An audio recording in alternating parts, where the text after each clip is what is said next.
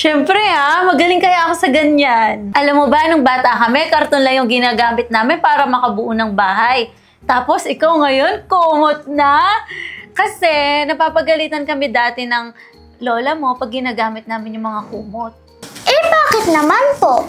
Kasi madudumihan yung kumot, tapos lalaban niya. Pag nagalit po si Lola, ano po yung ginagawa niya sa inyo? Aba, talagang gusto mong malaman Gusto mo talaga Wait lang.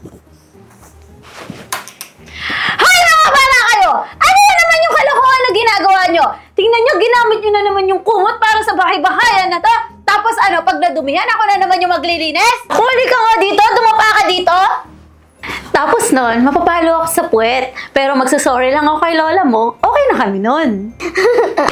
Eh, bakit po kayo? Hindi po kayo nagagalit ngayon? Eh, kumot po yung ginamit ko dito. Bakit? Gusto mong mapalo sa puwet? Nanay, hindi po. Nagtatanong lang po ako. Kasi anak, nung bata ako, dahil mahirap lang kami ng lola mo, hindi niya nabigay yung mga ibang gusto ko.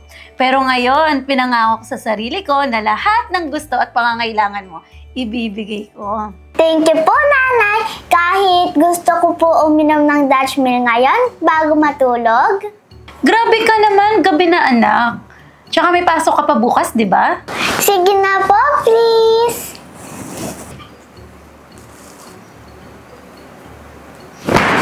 Sige na nga! Yes! Nanay, nagtataka po ako. Bakit hindi po umuwi si Ate Bianca? At sabi niya po, di ba, agad siya uuwi? Sige, wait lang tatawagan ko si Bianca. Okay po.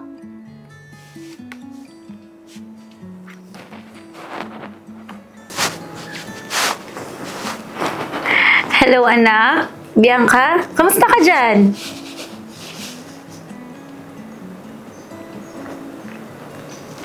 Bakit? Anong problema? Bakit di na lang kayo umuwi dito? Dito na lang siya magpagamot. Sige anak, basta pag kailangan nyo lang ako, tawagin nyo lang ako ha.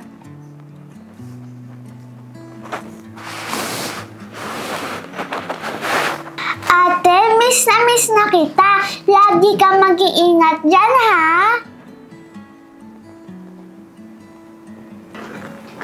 Pangako yan, ha, ate? Uuwi ka? Ate? Hello, ate? Baka nawalan siya ng signal. Puntahan na kaya natin si Ate Bianca, Nanay. Sorry anak ha. Marami pa kasi akong ginagawa sa trabaho. Madami pa akong dapat ayusin. Promise, pag natapos ko agad yung trabaho ko, pupuntahan natin siya. Talaga po? Promise po? Oo, kaya matulog ka na. Sige po, matutulog na po.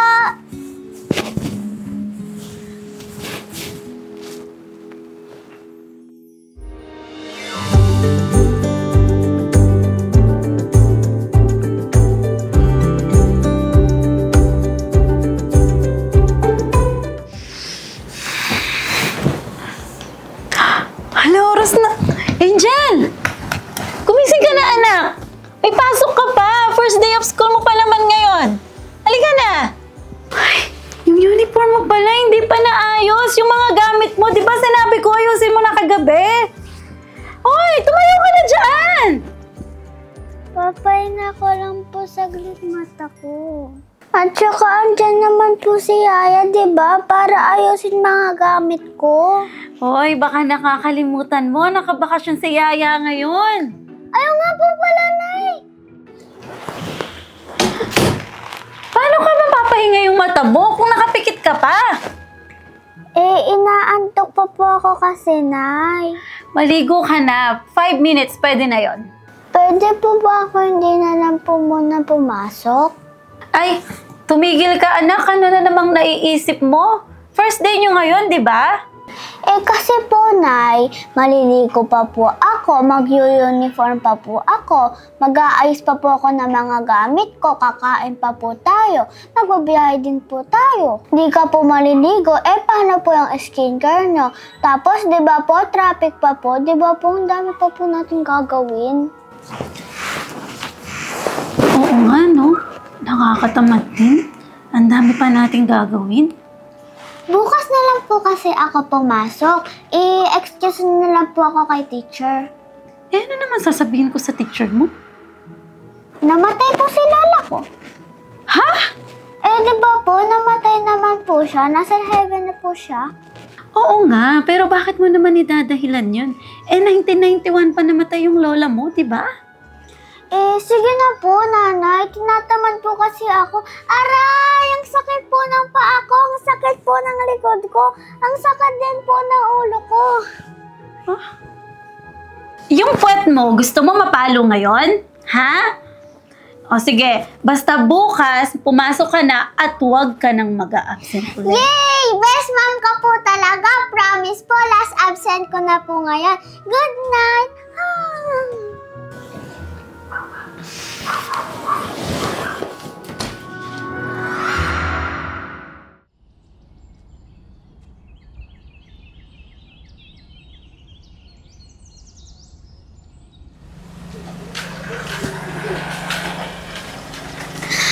Zach!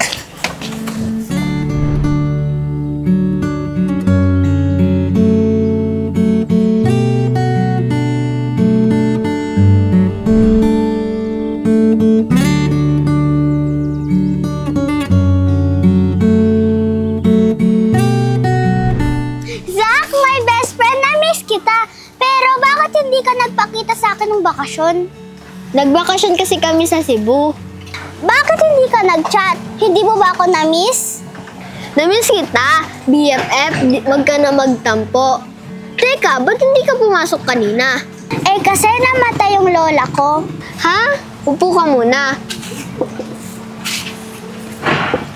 Nakikiramay ako. Kailan pa siya namatay?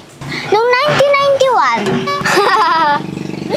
1991. Ay, sorry. Grabe ka naman. First day of class, tamad-tamad mong pumasok. Elise? Kala ko hindi na tayo mag-classmate. Buti na lang nagtanong ako kay Teacher P. Umabsent ka lang pala. Talaga? Si Teacher P pa rin yung teacher natin? Oo, si Ate Bianca mo din ba absent? Si Ate Bianca, sabi niya hindi mo daw siya makakauwi. Kasi daw, doon muna siya mag-aaral. Ha? Bakit naman? Kasi daw, may sakit daw yung tatay namin, hindi daw nila maiiwan. Gusto ko nga puntahan si tatay, kaso sabi ni nanay, madami siyang gagawin. Sana agad gumaling yung tatay mo para magkakasama na kayo ulit. Namimiss ko na yung BFF ko. Sayang, hindi na nga natin kaklase si Hana at Aubrey. Pati ba naman si Bianca? Hala, nabawasan na tayo ng 3. Bali, 4 kasama na din si Ruru. Huwag mo muna isipin yon. Balang araw, makukumpleto tayo ulit. Tsaka, alam mo ba, Angel, may bago na tayong classmate? Ha? Sino? Si Dalia, Zia at Aya. Ha? Talaga? Excited na akong pumasok bukas. May bago tayong classmate at kaibigan.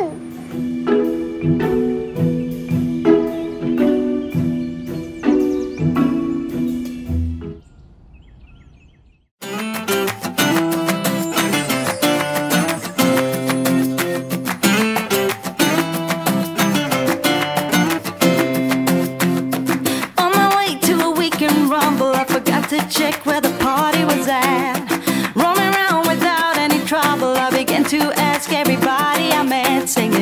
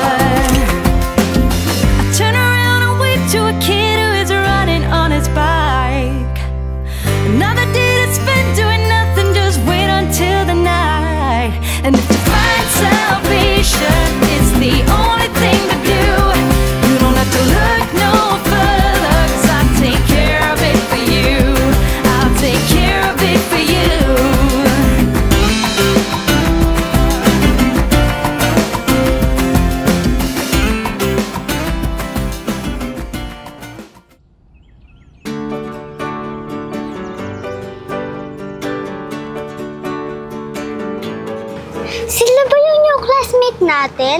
Oo. Who's that girl? Di ba siya yung absent kanina? Oo, siya si Angel. Really? Hi, Angel! I'm Dahlia, the most prettiest girl in the world! Hi, I'm Zia, the most cutest, and I'm her best friend. Sana maging friend ko din kayo, di ba? Oo naman, pwedeng-pwede, di ba? Yes, nice to hear that. Right, Zia? Yes, of course. Zach, diba tatlo yung new classmate natin? Asan yung isa? Baka umuwi na. Oo nga nawala agad after class. Classmates, wag muna tayo umuwi. Gala muna tayo. I like that. Sa akin, okay lang. Kayo ba, Zach and Elise? Go ako dyan. Ikaw ba, Zach? Sorry, kayo na muna. Aalis kasi ako mamaya. Why? Mas masaya pag kasama ka namin, di ba, Zia? Oo, mas masaya pag madami. May gagawin po kasi ako sa bahay. Zach, sumama ka muna sa amin, please.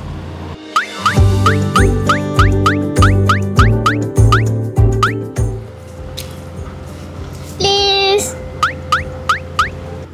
Zach, sumama ka na kasi. Saglit lang naman tayo, di ba, Dahlia? Yes. Sige, sabi ni Angel, sama na ako. Si Angel lang palang magpapapayag sa inyo. Nagpa-cute pa kayo.